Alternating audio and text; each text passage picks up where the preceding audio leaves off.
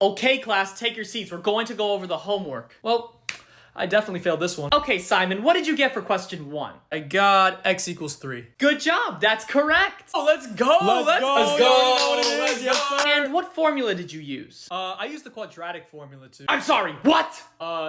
I said I used the quadratic formula? I never taught you that formula, Simon. Why are you using it in my class? I read ahead in the textbook. I just decided to try it out. You shouldn't be using anything that I taught in this classroom yet. Why not? I saw it in the textbook. Isn't school supposed to be a place to learn anyway? Yes, but only when I say so. Otherwise, you'll end up looking smarter than me, and I can't have that. Something tells me your ego's been hurt. Since you want to be so smart, you should take your wits to the principal. I'm not gonna go to the principal. You just make me so mad, bro. What do you want? Teacher sent me here because I used the quadratic formula, even though she never taught it. Did you get the right answer?